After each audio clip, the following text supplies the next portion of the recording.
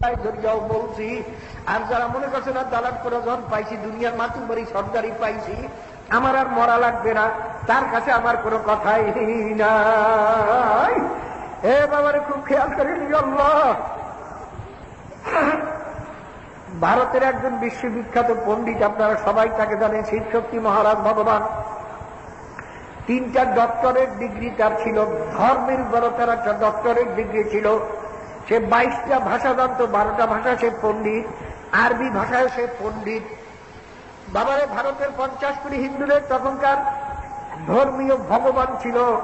ভারতের প্রধানমন্ত্রী প্রেসিডেন্ট পর্যন্ত তাকে ভগবান বলে সেজদা করত। বাবারে বৃন্দাবন সহ 3টা আশ্রমের সে মালিক ছিল, কোটি কোটি টাকা তার আয় ছিল। দুনিয়াতে যেই 2টা জিনিস মানুষ সবচেয়ে বেশি কামনা করে, চায়, একটা হলো মান সম্মান, আর একটা হলো টাকা পয়সা। কি কর এই দোনো দিকটা সে ছিল ভারতে 1 নম্বরের। কিন্তু সে মুসলমান হয়ে গেছে, জানেন কি কথা বলেন না কেন? জানে তার মুসলমান হওয়ার পরে নাম হয়েছিল কি? ইসলামুল হক। সবাই জানেন না? ঢাকাতেও বাজার, সারা বাংলাদেশের বড় বড় জেলায় ঘুরিয়া ঘুরিয়া ইসলামের দাওয়াত দিয়ে গেছে। ভাইরা আমার বড় শখ জাগলো, ব্যাপার কি?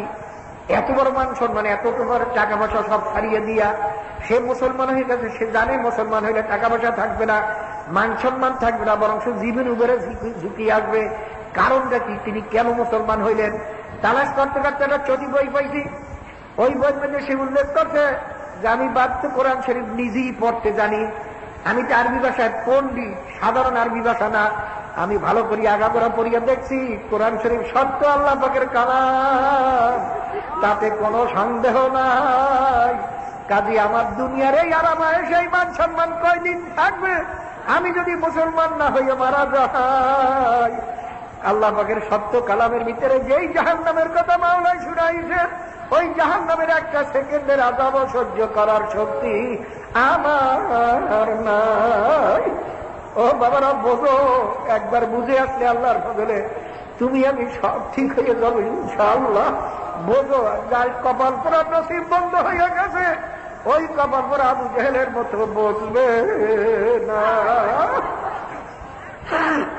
বাবারা শোনো, আজকে দুনিয়ার কাজের ফলাফল কি? বাবার একটু আরামায়েশে থাকবা। আসলে কি দুনিয়া আরামায়েশের জায়গা নেই? দুনিয়া শান্তির জায়গা। এই বালা, এই মুসিবত, এই বেশি গরম, এই বেশি ঠান্ডা, এই শত্রু, এই হিংসু, বাবার এই ব্যারাম, এই পীড়া, এই দাড়ি পাকতে যায়, চুল পাকতে যায়, শরীরের শক্তি কমিয়া যায়। এই ছেলে মেয়ের কথা শোনে না, এই বিবির কথা শোনে না। দুনিয়া হলো অশান্তির জায়গা, বাবারে শান্তির কোন জায়গা না। তারপর ভাইয়া যতই আরামে থাকি না কেন, যখন চক্ষু চিরতরে বন্ধ হইয়া যাইবে, আস্তে ধারাধারি করিয়া তালাক করার থেকে নিয়ে কবরে সহাইয়া রাখবে। আর বাবারে যদি আল্লাহর ফজলে ঈমান আনার পরে আমলে সালেহ করিয়া যদি কবরে যাইতে পারি, মাওলায় যে বেহেশত দান করবেন, বাবারে বেহেশতে বেশি, বাবা বেহেশতে গরমও নাই, ঠান্ডাও নাই, বালা নাই, মুসিবত নাই, শত্রু নাই, হিংসুক নাই, কোনদিন বুড়াও হব না। ওখানে শান্তি আর শান্তি। আর যদি আল্লাহর ফজলে একবার বেহেশতে ঢুকতে পারি, মাওলারও সত্য কালামের ঘোষণা, খালিদিনা ফিহা আবাদা, আর কোনদিন ওই বেহেশতে থেকে বাহির করা হবে না।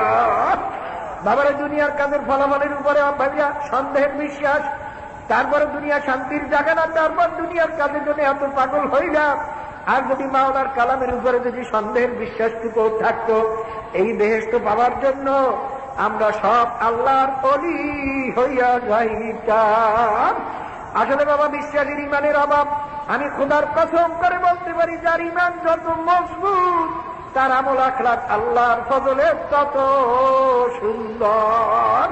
কোন আলেম বা পীর যদি দেখো গুনার কাম করে, গোপনেও করে, মনে রাখো আসলে তার ইমানের মধ্যে দোষ রয়ে গেছে।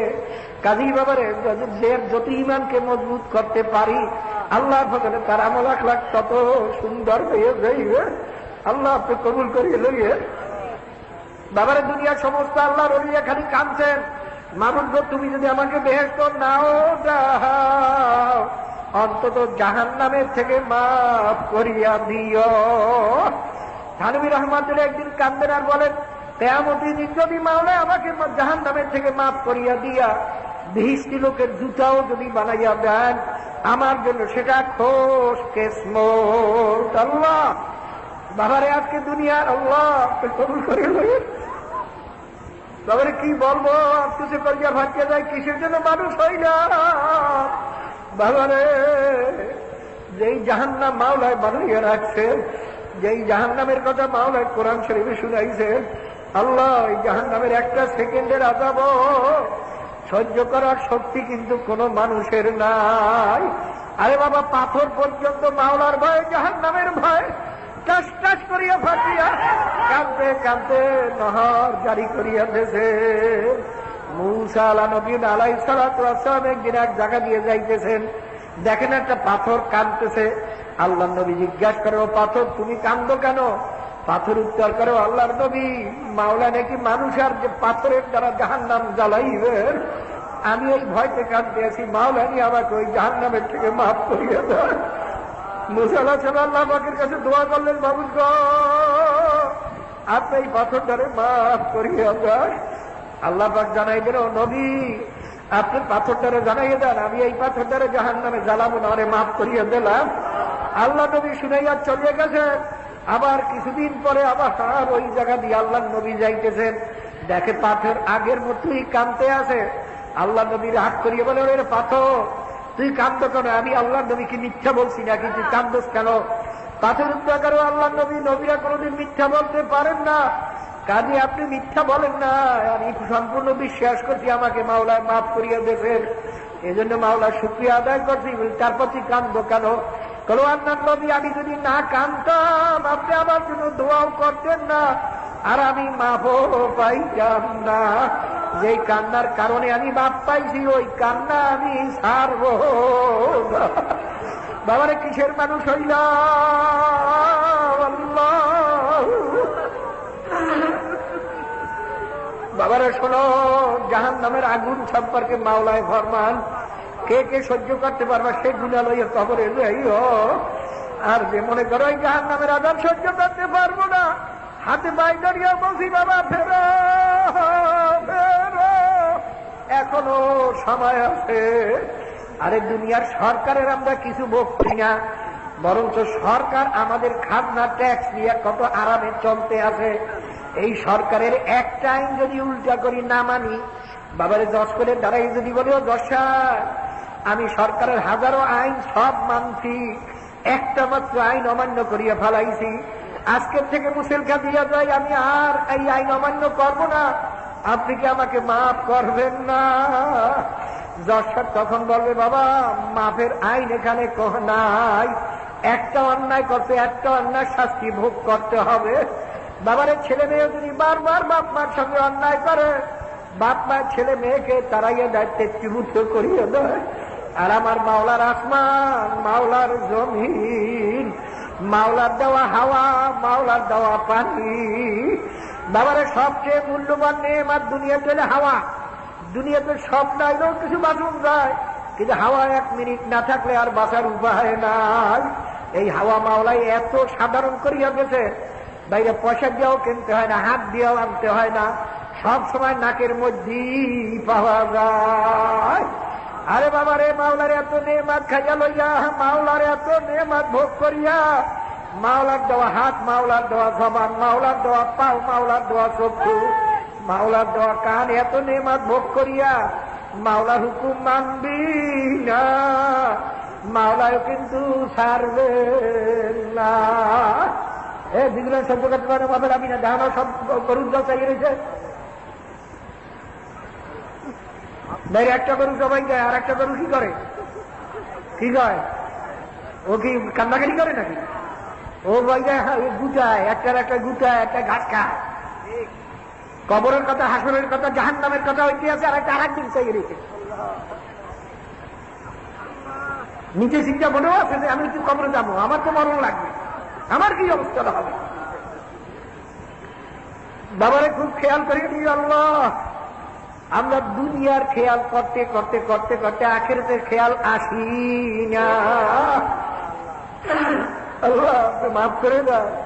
বাবারে আমার মাওলা ঘোষণা করছে রে বান্দা বান্দিরা, তোরা যদি ভুলে থেকে পড়িয়া শয়তানের ধোঁকায় পড়িয়া আসমান জমিন বড় বড় গুনাহ করিয়া থাকো, যখনই তুই খাস তওবা করে দে মাবুদ, আমি আর গুনার কাম করব না। খাস তওবা করে যখনই মাফ চাবি, আমি তোর সমস্ত গুনাহ মাফ করিয়া দেব। আল্লাহর হাবিব ফরমান, যদি মাওলার ভয়ে জাহান্নামের ভয়ে এক ফোঁটা চোখের পানি ছাড়িয়ে দিতে পারো, মাওলা তোমার উপরে জাহান্নামের আগুন হারাম করিয়া দেবে। কাজী বাবা আল্লাহর হাবিব ফরমানে, আমার উম্মতেরা, মেয়ে লোকেরা, পুরুষেরা, যখন জাহান্নামের কথা শোনো, দুই ফোঁটা চোখের পানি ছাড়িয়া দিয়া মাওলার দরবারে কান্দো আর মাফ চাইতে থাকো। আল্লাহ আল্লাহ আল্লাহ, শোনো কেমন জাহান্নাম মাওলায় বানিয়ে রাখছেন। আল্লাহ পাক ফরমান, নারুল্লাহিল মুকাদাতুল্লাতী তাত্তালিউ আলাল আফিদা। হে বান্দা বান্দিরা, জাহান্নামের আগুন এত তেজের আগুন হবে, শরীরের যে কোনো জায়গায় লাগার সঙ্গে সঙ্গে কলিজা পর্যন্ত বসিয়া যাইবে। এত তেজের আগুন জাহান্নামের আগুন। আল্লাহ আল্লাহ পাক রব্বুল আলামিন অন্য আয়াতের ভিতরে ফরমান, ওয়াকুদুহান নাসু ওয়াল হিজারাতু উইদ্দাত লিল কাফিরিন। বাবারে, দুনিয়ার আগুন যদি প্রথম জ্বালাইতে হয়, নরম নরম জিনিস দিয়া জ্বালাইতে হয়। বাবারে, সুগারির বাই, পালের পাটখড়ি, কাগজ, কেরাসিন দিয়া জ্বালাইতে হয়। আর শক্ত জিনিস দিয়া দুনিয়ার আগুন কেউ জ্বালাইতে পারবা না। আর আল্লাহ পাক ফরমান, আমার জাহান্নামের আগুনে এত তেজের আগুন হবে, ওই জাহান্নামের আগুন জ্বালাতে হবে মানুষ আর পাথরের দ্বারা। আল্লাহ আল্লাহ, কিসের জন্য মানুষ হই না আমরা?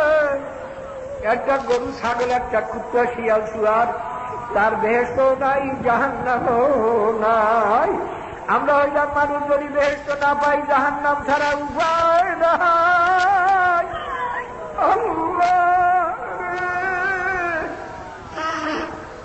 যদি জাহান্নামই না থাকতো, বেহেশত না পাইল, কোনো তত চিন্তা ছিল না। বাবারে, জাহান্নামে লোক চিল্লাইবে আর বলবে, ও ফেরেশতারা, একদিকে আযাব আর একদিকে ল্যাংটা, বড় শরম লাগে, আমাদের একটু পোশাক পরাইয়া দাও। মাওলায় পারবে ফেরেশতারা, দুনিয়ার কোন পশু পাখির জন্য আমি পোশাকের বন্দোবস্ত করি নাই, এই মানুষের জন্যই আমি পোশাকের বন্দোবস্ত করছি। আরে এত সুন্দর, এত আরামের পোশাক পরিয়া যারা আমার হুকুম মানে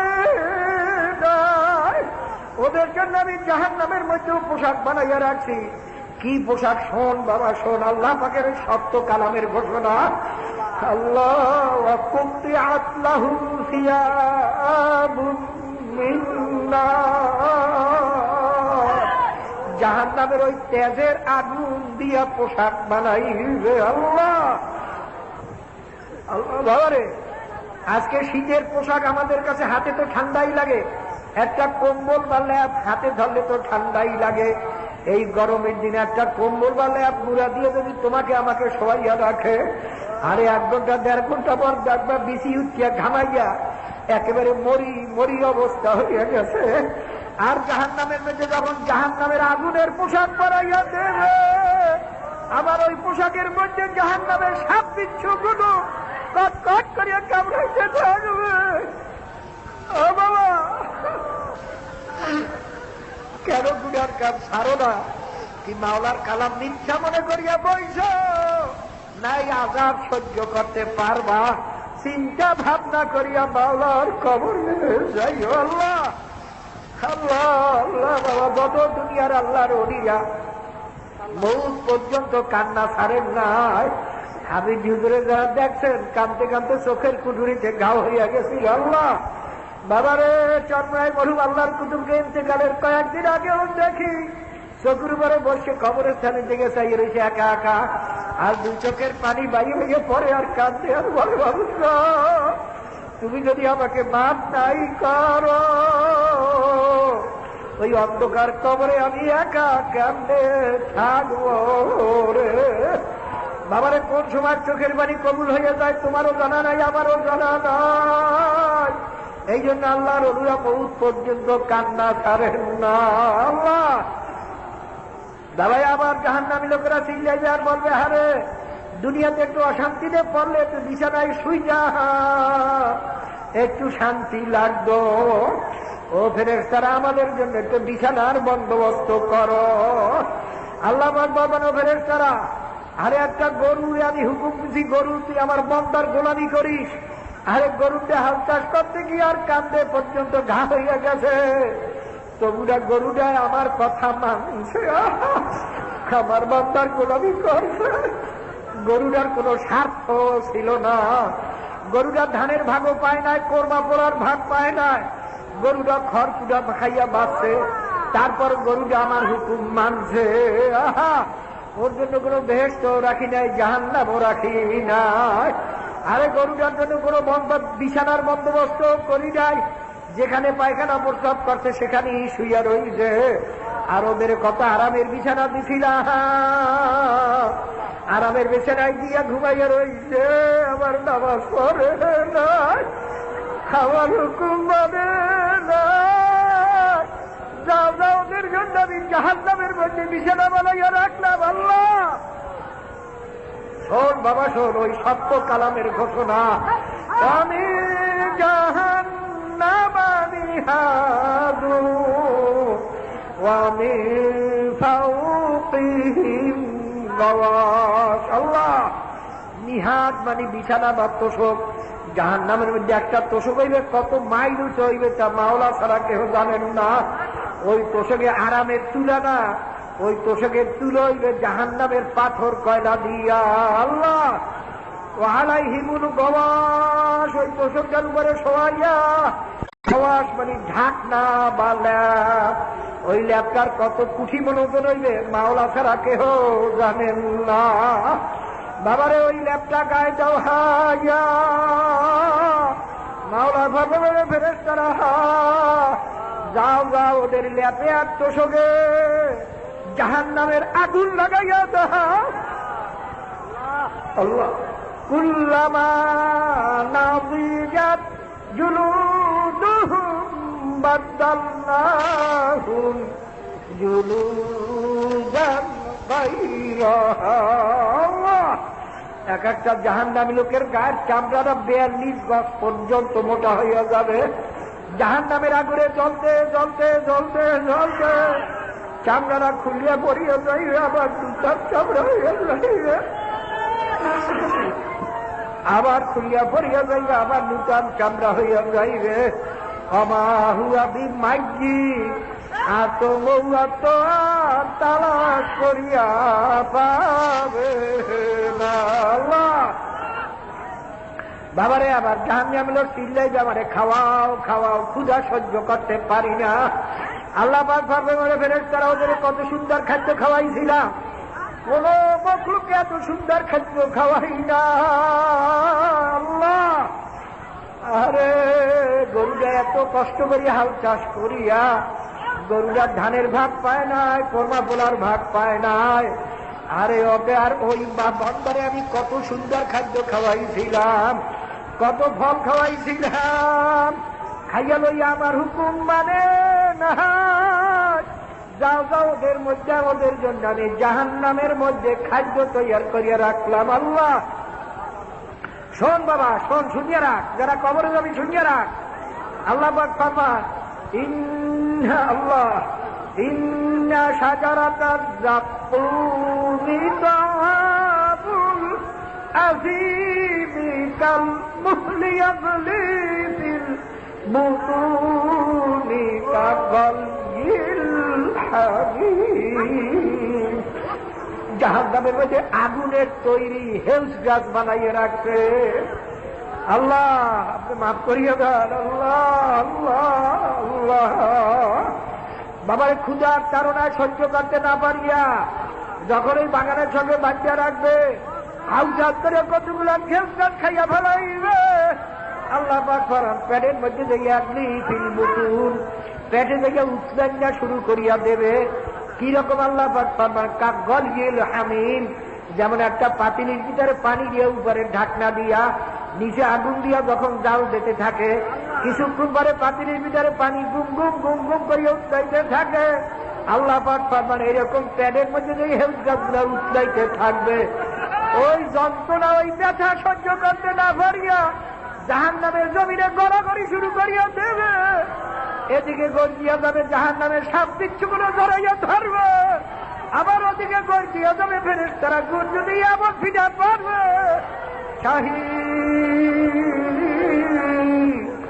আল্লাহ গাধা মতো চিল্লাইতে থাকবে। বাবারা কি মনে করিয়া গুণের কাম ছাড়ো না, যুবকেরা কি মনে করিয়া গুণের কাম ছাড়ো না। আল্লাহ মাওলার কালাম যদি মিথ্যাই মনে করিয়া থাকো বাবা আমারেও বুঝাইয়া দাও, আমিও আর নামাজ রোজা করব না। আর যদি মাওলার কালাম সত্যি গুনাহগার হইয়া কবরে গেলে এই জাহান্নামের আযাব তো সহ্য করার ক্ষমতা কোন মানুষের নাই। তাই বাবার ঈমানকে মজবুত করো। আল্লাহ যে কোনো একজন হক্কানি পীরের হাতে হাত দিয়া জিকির আজকার মুরাকাবা মুশাহেদা ছাড়া ঈমানকে মজবুত করা যায় না।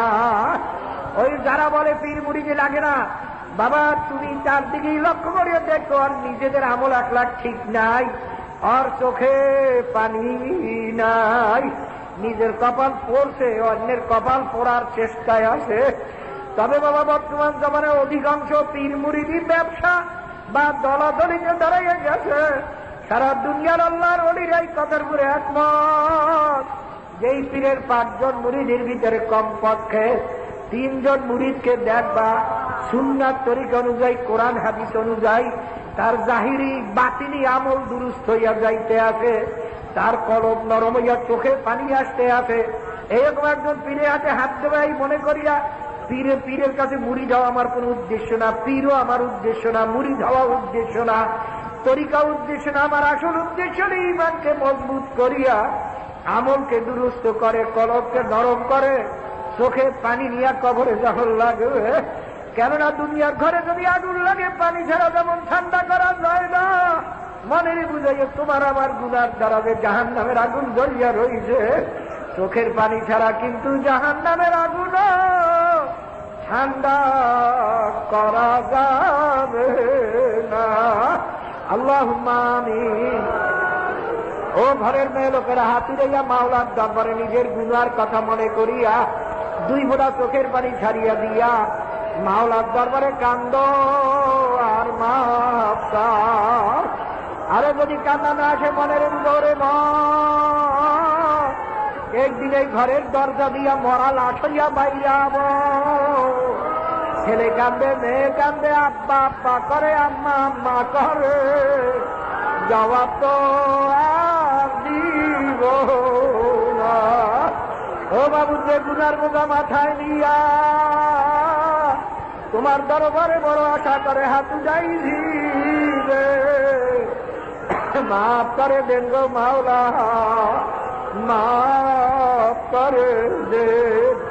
আপনি যদি মাফ না করে বান্দার উপায় নাই, আপনি যদি মাফ না করে ওই জাহান্নামের আযাব তো সহ্য করতে পারব না।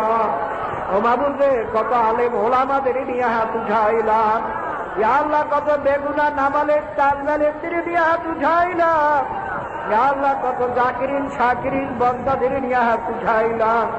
আল্লাহ এমন অনেক হাজী সাহেবরা যাদের 40 দিন এখনো পুরা হয় নাই, হাজী সাহেবদের নিয়ে হাত উঠাইলাম।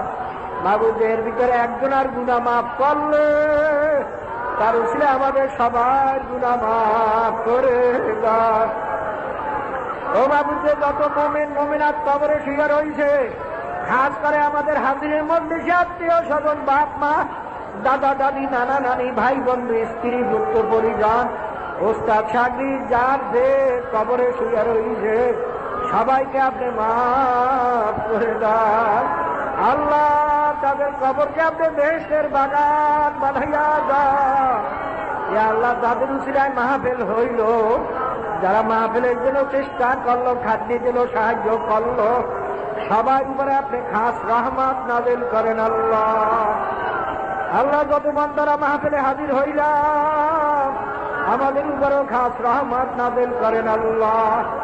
সাল্লাল্লাহু আলা খালিহি মুহাম্মদ ওয়া আলিহি ওয়া আসহাবিহি ওয়া আজওয়াজিহি ওয়া আতবাইহি আজমাইন আরহামনা মাহুম আসসালামু আলাল মুরসালিন আলহামদুলিল্লাহি রাব্বিল আলামিন। সবাই বসে।